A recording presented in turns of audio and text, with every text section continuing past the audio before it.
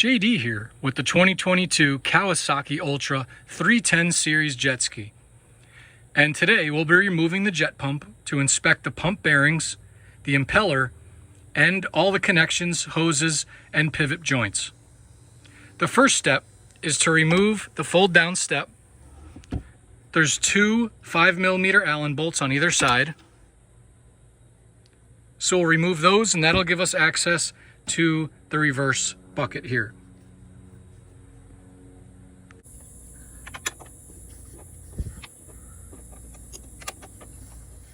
Be careful when you remove the step. These brackets are spring loaded here. I'm just trying to show you.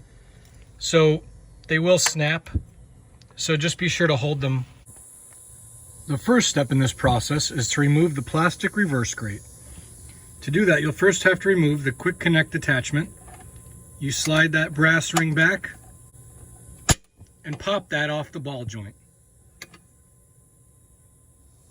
The next step is to remove these 12mm bolts holding the reverse bucket in place. Make sure not to lose the two washers and the bushing on each bolt. We're now going to disconnect the brass trim assembly here. As you slide that collar back and then push it down off of the ball. Comes off pretty easily. Once you've disconnected the quick connect tab holding the trim nozzle in place, now we're going to remove the steering linkage and the trim pivot linkage. Once you've removed the steering joint bolt and the trim joint bolt, the next step is to remove these hose clamps. Now the bilge pump hose right here, that one has no clamps. You could just pull it right off. These ones here are a little trickier to get to. I recommend using a socket like this with a 6mm socket. That'll allow you to get in there and loosen each of these hose clamps.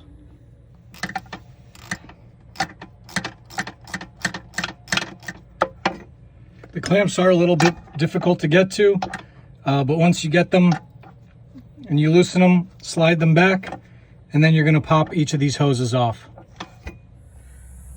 Once you've gotten those hose clamps loose, it might take you a little bit of time, have some patience depending on how the factory positioned those, but you will get them. Once you loosen those hose clamps, reach in and pull these hoses off of the pump. If your ski's new like this, it should be relatively easy. If you've neglected your maintenance, they might be crusted on there, but they should come off just by hand. Don't use a flathead screwdriver or anything, you could damage the hoses. Next, you're going to loosen your 4 pump mounting bolts. Those are the ones in the back. You're going to need a long extension or multiple extensions to get to those bolts in the back. They are 14mm. So once you remove those 4 pump mounting bolts, there's an additional, there's an additional 2 bolts on the bottom of the ride plate that are mounted to the bottom of the pump. So you're going to take a 5mm Allen, the same size you used to remove the bracket, and you're going to go ahead and loosen these 2 Allen bolts. All right, so this is going to be really hard with one hand, but so now I've chalked the wheels of the trailer, and you're just going to have to get your hands in here. Oh, okay. And pull this, and it'll come right off. I'm holding the phone with, holding the camera with one hand here, and I've got another hand, so I'm going to go ahead and set the phone down and take this out. Once you disconnect all the hoses and all the linkages, it just comes right out. There's no trick. All right, so we pulled the pump out of the ski. There it is. You want to inspect your impeller, spin it, check it with your hands, make sure there's no horizontal or vertical play. It spins nice and freely. The next thing we're going to do here is remove these pump outlet bolts, these 4 right here. That will allow us to access the front of the pump and will allow us to inspect the pump cap and the bearing within. Now note that the bearings in this pump are sealed. If you remove the bearings, they must be replaced. You cannot take the bearings out of the pump to look at them and put them back. They're basically sealed bearings. They're non-serviceable. The only thing we can do is inspect the bearings right under the pump cap, which is right behind the pump outlet cover here. All right, so as you can see, we now have the pump outlet cover along with the trim and steering nozzle separated from the main pump body. Our next step now is we're going to remove the pump cap right here. That's 3 Allens. Those look like maybe 4mm Allens.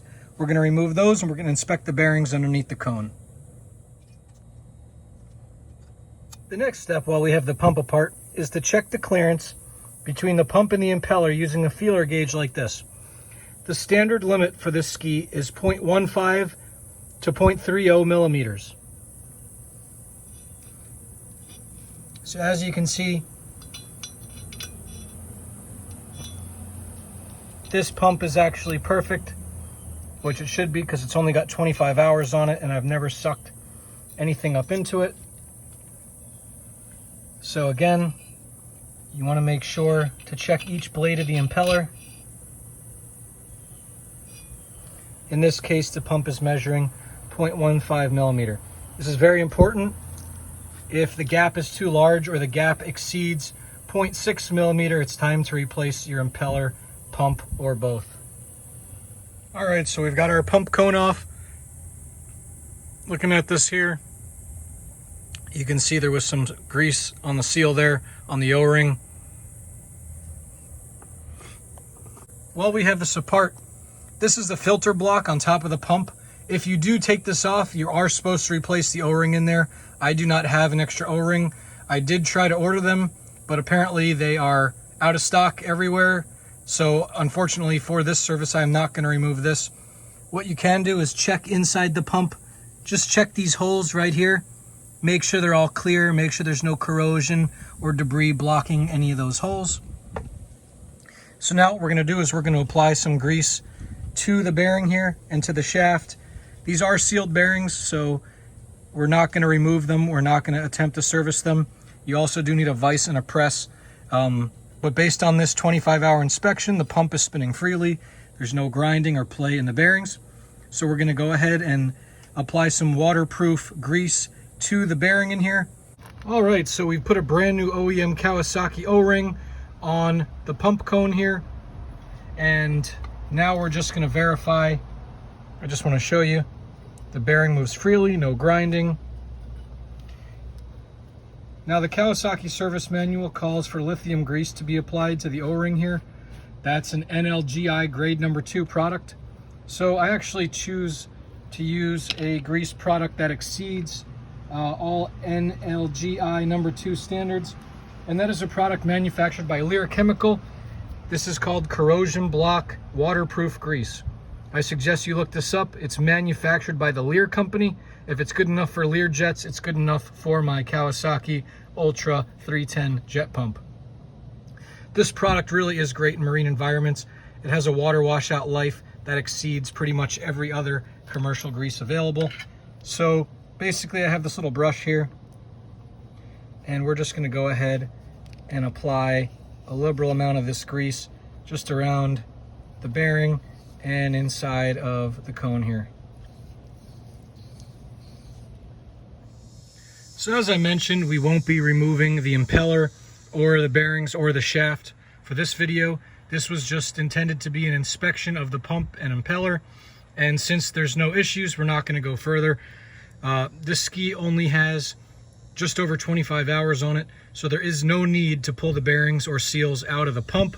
Those should be good for at least 50 hours. But again, every 25 hours you should inspect the pump. And if there is any grinding or play in the bearings, there's 3 bearings in the pump as well as multiple oil seals. Those should all be replaced. If there's any nicks or bends in your impeller, that should be replaced, or it should be repitched by a shop, or you can do it yourself. So now I'm going to proceed. We've installed a new O-ring on the cone here. Every time you remove this, Kawasaki does want you to replace that O-ring, whether or not you change out the bearings. So now we're going to reinstall these Allen bolts. We're going to apply some Loctite to those, and we're going to torque those each to 35 inch-pounds. So we've got our nose cone back on, we've got a brand new O-ring, we've applied some grease, we've got blue removable thread locker on each of these 3 Allens here. They've been torqued to 35 inch-pounds. And now what we're going to do is go ahead and reinstall the pump back into the ski. Now, I did remove the pump before removing the exit cone here, but I'm going to reinstall the pump first and then install this component after. It's a little easier to torque this on when the pump is mounted into the ski. As you can see with the Kawasaki, it's unlike the Yamaha where the whole shaft comes out. The Kawasaki's got an intermediate bearing in the hull that holds the drive shaft in place, and the pump is really easy to remove. There's no big shaft. I think this is easier than the Yamahas to work on, but you know, that's my opinion. So we're going to go ahead and get this pump back in the ski. To facilitate that process, we're just going to check this rubber gasket here, and I'm going to add a bead of grease around the inside of the pump bracket. This shaft needs a lot of grease. Make sure it's greased up very well. Any excess will squeeze out and you can wipe it off in the next step. So I've slid the pump back in place. You can see it goes in fairly easy. I prefer to leave the pump outlet housing off of the pump when reinstalling it. You do have to align the drive shaft, so it's a little bit easier to handle if you don't remove the ride plate. It is a little bit easier to handle the pump, putting it back in the ski in 2 parts like this. I didn't remove it that way just because I wanted to show you, you know, how to remove it, but you could remove it in 2 parts if you'd like. It really doesn't matter. So these are our 14mm bolts that go to mount the pump housing to the hull. Those are going to be torqued to 27 foot-pounds each. What I like to do is get them each started a couple turns by hand, and then we're going to go ahead, and there is no specific torque pattern provided in the manual, but I like to tighten them all by hand and then go back through and torque the top, then the bottom, then this side, then that side. Using a torsion or click style torque wrench, make sure that all 4 pump bolts are tightened and torqued to 27 foot-pounds. Use blue Loctite and then install the 5mm Allen bolts that secure the pump to the ride plate. While you're underneath your ski, always check the Allen bolts on your ride plate and your pump intake grate to ensure that they're tightened. Now that we've got the pump reinstalled and properly torqued with each of these rear bolts torqued to 27 foot-pounds, we're now going to reconnect these hoses. We have easier access with the pump exit nozzle removed, so we're going to reinstall these hoses. Then we're going to reinstall the exit nozzle. Obviously, when you're reinstalling these, you can re-angle the clamps so they're easier for you to access. I've always found that when the factory positions them, they're kind of all over the place. So I've made them so I can easily access them without having to do yoga to get in there. All right, so we've got all our hoses reinstalled and tightened. We've got our bilge pump hose in place. Now we're going to go ahead and reinstall the exit nozzle to the pump. Remember, each of those bolts should have non-permanent blue Loctite on them.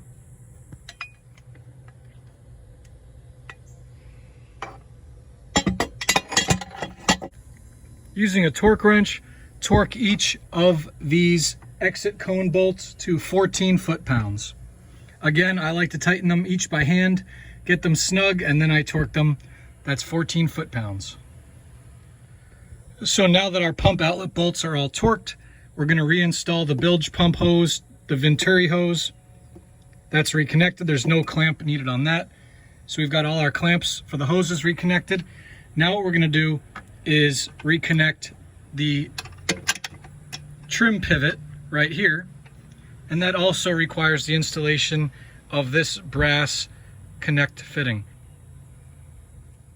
So you want to make sure that you apply grease liberally to this entire piece. Slide it up and down, get a lot of grease in there. You're going to get some on your hands, that's fine. Every pivot joint in here needs to be greased with waterproof grease. Make sure that you get a good amount of waterproof grease on everything here. Don't be afraid to get it on your hands. So you can see that's all greased. The joint there is greased. And now we're gonna reinstall this pivot here. I'll try to do it with one hand. It is very easy. Some people might have an issue, but you'll figure out how to do it. So I've got that whole assembly reinstalled. Also, you want to get grease on this pivot arm here.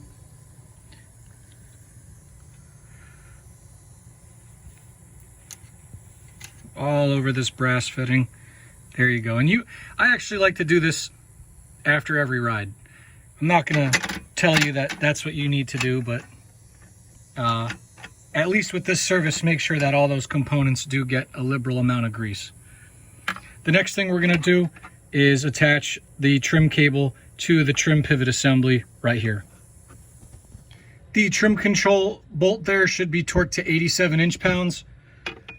You can see that I've gone ahead and greased it up. Get it all in there. We'll wipe off the excess grease when we're finished with everything else. And I just wanted to demonstrate this here. So now we're installing the steering cable joint bolt. This is also a 10mm bolt. What you want to do is put it through the ball joint first and then apply your Loctite. You don't want to get Loctite on this ball joint. So I can't do it while I'm filming here, but I'm going to apply some Loctite to this thread, and then we're going to go ahead and screw and thread that into the steering nozzle here. The steering pivot bolt here should also be torqued to 87 inch-pounds. God bless you if you could get a torque wrench in there. I just do it by feel, but don't listen to me. 87 inch-pounds, use a torque wrench. Then I'm just gonna grease that up really well with my marine waterproof grease. Work it all in there. So now we've got our pump installed. We've got everything torqued. The only thing we have left to do now is to install the cable here for the reverse bucket. So we're gonna go ahead, reattach the reverse bucket, then we're gonna get our step back on, and then we are ready to hit the water. When reinstalling the bucket here, make sure you put blue Loctite on those bolts, and I put a little bit of grease on the bushing as well. So we've got the reverse bucket back in place. The next step is to reattach the reverse cable here. Now on the 2022 Ultras, as you know, this is no longer a manual control lever, and it's slightly short to connect it. So what we're gonna have to do is we're gonna go into the display, and there's a maintenance setting to initialize the reverse. That's gonna allow this cable to extend out so we could reattach the bucket. I'm gonna show you how to do that now. So in order to adjust the reversing bucket and reattach it, we're gonna have to put the ski into maintenance mode. So the first step is make sure that the safety lanyard is removed. It cannot be attached. From the main menu, you're gonna hold the select button down. That'll bring you to the select mode. We're gonna scroll down to settings, select. We're gonna scroll down to maintenance, select. Then we're gonna activate maintenance mode, on. Now that maintenance mode is on, you can use the trim buttons to control the trim actuator, or the cruise control buttons to control the reverse actuator. We're now going to use the down button to extend the reverse actuator out enough to reattach the reverse bucket. As you can see, the reverse cable has now extended enough for us to reattach the ball joint to the reverse bucket. We are going to add a liberal amount of marine grease.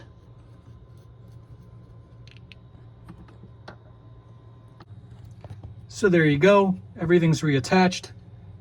I am going to apply more grease just to this whole assembly here. There we go. Clean up any excess grease. And now we're gonna go take the ski out of maintenance mode. So now that we've reattached the reverse bucket, we're now gonna select off. Maintenance mode is now disabled, and you can return to the main menu. Again, make sure to use blue Loctite on each of these Allens.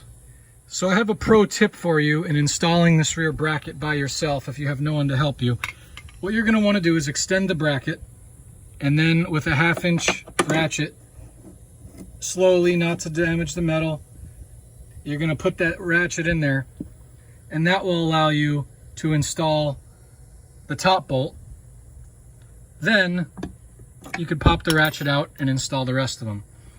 You can see that one had some rust around the washer, which I'm not happy about. All right, guys, and that's it. So just to recap this video, I've shown you how to remove your jet pump. I've showed you how to inspect your impeller, your bearings, and all your connections. We've reassembled the pump. We've gone into the ECU in the display unit, and we've enabled maintenance mode in order to reattach the reverse bucket. Now everything's reassembled and we are good to go. I gotta remind you, please subscribe and like this video if it was helpful. Subscribers really help my channel grow, and if you like more content like this, please subscribe and enable me to help you. This process applies to all Kawasaki Ultra 310s. However, I'm working now on a 2022/2023 model. The unique part is the system that you'll have to activate in the display unit in order to reattach the reverse bucket. Again, if you like this video, please subscribe and like. It helps my channel grow and helps me bring you more content like this. Thank you for watching, and I'll see you next time.